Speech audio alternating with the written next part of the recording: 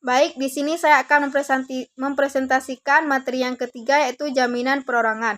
Di mana pengertian jaminan perorangan adalah jaminan yang diberikan oleh pihak ketiga berupa kesanggupan untuk pemenuhan kewajiban-kewajiban debitor kepada kreditor.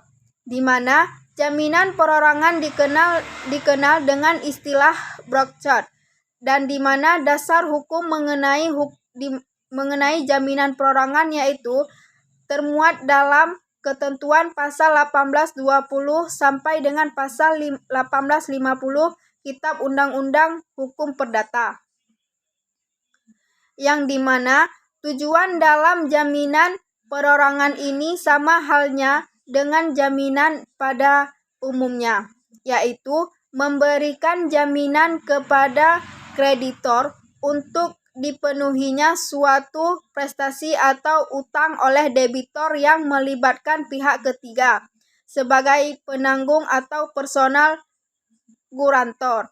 Adapun syarat untuk menjadi seorang penanggung atau personal guarantor yaitu harus cakap hukum untuk mengikatkan diri dalam perjanjian maupun memenuhi perjanjian sebagaimana ketentuan dalam pasal 1827 KUH Perdata.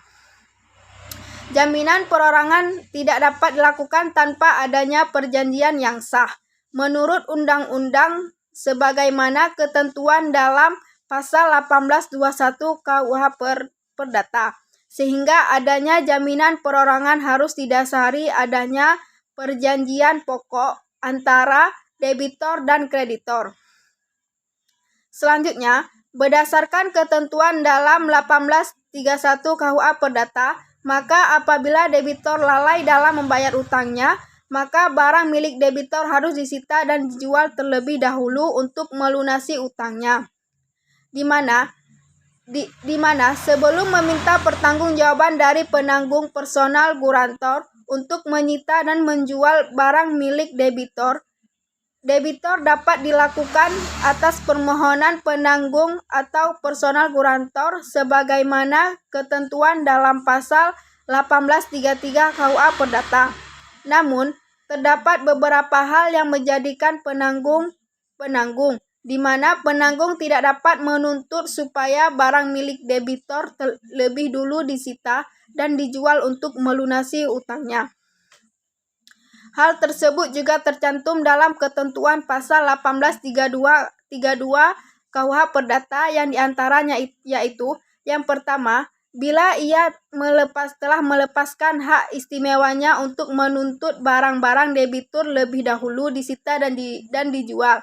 Yang kedua yaitu ia telah mengikatkan dirinya bersama-sama dengan debitor terutama secara tanggung-menanggung. Dalam hal itu, akibat-akibat perikatannya diatur menurut asas-asas yang ditetapkan untuk utang-utang tanggungan.